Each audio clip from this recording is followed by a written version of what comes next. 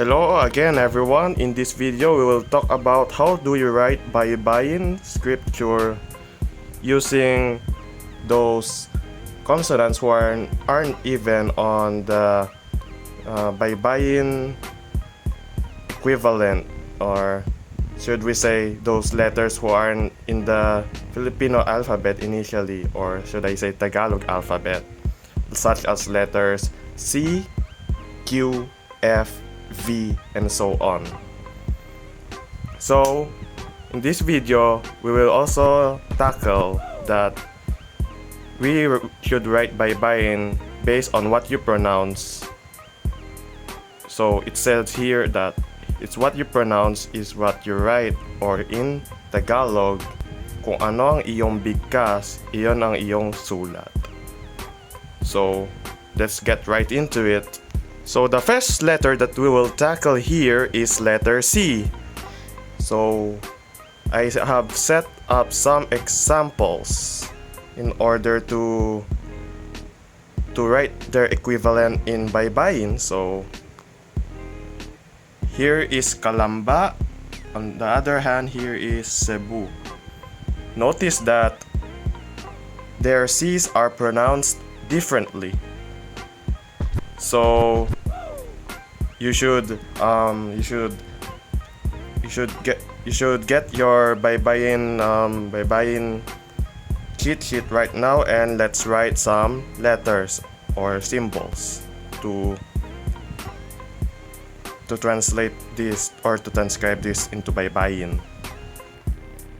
So first, when can we pronounce it? First is ka, which is letter K or ka. Next is la, M, and then ba. It's pronounced as this, Kalamba. For those who didn't know, Kalamba is a place in Laguna. Laguna is a province in the Philippines, just south of Manila, or in the southern Tagalog region. So how do we write Kalamba? So here we go. Ka, this is the symbol for ka, and then la, and then M with the cross in it to cancel the following vowel sound, and then ba, the reverse heart, ba. Ka, la, ba. So on to the next, Cebu.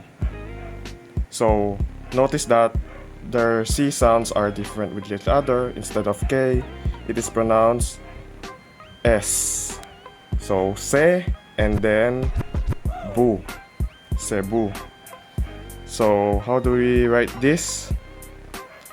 Letter S. This, it's like letter B but with a pretty and beautiful accent like that. And then since its vowel sound is letter E, we could put a dot above it, so it can be pronounced se or si instead of sa. Next is bu. So the letter ba sound, but in order to make it sound bo or bu, we should write, or we should put a dot beneath. So here we go, Kalamba and Cebu. Next is letter F. So as usual, F is like a windy version of the letter P. So it can be also equalized as the letter P in Tagalog alphabet, or its equivalent symbol here, pa. So we should just use this as equivalent to letter F in general Filipino language. So first is the Filipino. How do we pronounce this? Is Pili. So how do we pronounce this? Is Filipino. So we just change the F to letter P since they sound similarly, but F is just the windy version of P, as I said earlier. So we should write the letter pa, and then a dot, and then li, pi, and no. Pi, li, pi, no. And next is Fernando. We should just change the F into P, just like that, and then we should write its equivalent in Baybayin. Per, silent R vowel sound, and then na, another N, but with the silent vowel sound, and then do. By the way, the R and D symbols are very much similar, but I just put a line out there to symbolize that it is R, but it's optional for you guys. So here we go. F equals P or pa. So here's how we would write this in Baybayin. So next is the letter J. It can be equivalent of dy or letter, or it can be pronounced as H in Filipino, since we Filipinos borrowed many words and pronunciations from Spanish, so we should put one here since it is a common name in the Philippines, and also Justin, since Americans brought English influences in our country. So they are pronounced differently. Juan and Justin, their letter J's are pronounced differently. So first, Juan. How do we pronounce Juan? It's H, U, hu, and then wa, n. It's pronounced like that, Juan. So how do we write this? Is hu, wa, and n with a silent vowel sound. So that's Juan. And Justine, how do we pronounce this? It's very tricky, but it's actually simple. So D, but with a silent vowel sound, and then ya, since Justin is pronounced as D, Justin. It's not Justin or Justin, it's Justin. So I just put a ya sound instead of u sound, and then silent S vowel sound, and then T with a dot to make it sound T, and then N with a silent vowel sound. So just one and Justin. Diostin, who one. Next is the letter Q. It is just pronounced as K, since here we have two places here. It is first is Quezon. It is named after the second president of the Philippines, Manuel Quezon, and the second one here is Quingua, or the former name for the municipality of Bulacan, which is Plaridel. So Quezon. How do we pronounce Quezon? It's like cheese but with the letter N in it. So Que and so. Later we will also tackle the letter Z, which is just simply pronounced as S with an accent, or with that vibration. So Quezon. So how do you write this? Letter K again, and then the dot above it, and then letter S or sa, but we'll put a dot, and then letter N here, and then that. Quezon. Quezon. And then we have here in Quingua. So how do we pronounce the Quingua? If there's UA, we can just pronounce it as UWA. Quingua. So kaya, or Quingua. Otherwise it would be King Ua. So it's it's not very good to solve. Okay, and then the letter NG here. Okay, and then wa. We could write W as that, or if you wish, we could just write it like a sickle. So just that. Ki ngu wa. Ke son. So here we go. So there's our next letter is letter V. Just a borrowed letter from the foreign alphabet. It's just pronounced as letter B, but with the windy sound, just like F and P. So we have two examples here, Valenzuela and Valerie. So Valenzuela, as it pronounced as Valenzuela. It's just like that. Or should we say we could put a U sound here, but it is Sue. It's pronounced Sue here. Valenzuela. We should put a U sound here of if you, or it depends on your choice, since Filipino or Tagalog is very much flexible. So it depends on your choice whether to put an W here or not. And next is Valerie. It's very simple. So ba, le,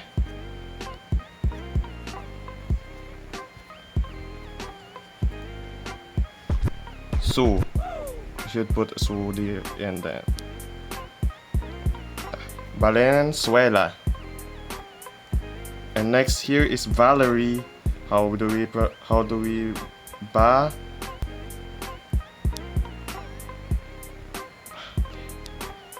Valerie. Here we go. It's very easy, right? Later I will show some examples and then you try to write them in Baybayin. So later. Next is letter X, or it is KS equivalent in Baybayin. So how do we write KS? And here, K silent and then S. X, X, X. How do? So we have here three examples: Sian, Sinia, and Mexico. For those who didn't know, Mexico is also a municipality in Pampanga, which is a province in the Philippines. So it is named after a country, as you have thought. So we should write first Xian or Sian. Actually, you can also omit the K if you want, but for the best, we should include the K sound. So first, we will write the K symbol, silence, and then S, but C, it's pronounced C, so we should put a dot above, and then Ya, and then letter N. Sian. Next is Sinia. So we should do the same procedure again, but this time it's pronounced Nia. So either we put a NI sound, since it's also a Sinia or Sinia. So whether to omit it or not, as long as it is pronounced, then you should put there. Sinia. Next is Mexico. Mexico. How do we pronounce it? Mexico. It is also pronounced as Mexico, but Mexico refers to a country if in Filipino language, but in English, both Mexico country and Mexico the province, the municipality is pronounced the same. So how do we write this? Me, silent vowel sound for K, and then C, ko. Mexico. Mexico. Next is letter Z. It is just pronounced as letter S, but with a vibrating sound like that, as I said earlier. So first is Zambales. It is just pronounced as Zambales. So how do we write this? Sa, no, not that. Ba, le, Sambales. And then Zamboanga is pronounced as Sa, Bo, Wa, Ga. Zamboanga. It's just different. So Zamboanga should omit the vowel sound, but it really depends on how do you pronounce it. So again, we should write the letter S, and then M, silent M, and then Bo, silent B again, and then Wa, the silent N. It's not Sambuanga, it's Sambuanga. So that's why we are putting an N sound here instead of NG sound. And last is Ga, Sambuanga. So last example here is CH or TS. It is equivalent to TS in our Baybayin scripture. So first is Chua. How do we pronounce Chua? There's actually no exact pronunciation, but as a more approximate translation or transcription, we should write the T sound silent and then S. Yeah, that. So how do we write Chua? Is T and then Su, Wa. Tsua. It's not Chua, but it's Tsua, but it's near to our desired pronunciation. Or if we encountered an Uwa in names in those areas, we should just pronounce it as Uwa, just as one before and those examples that I have showed earlier.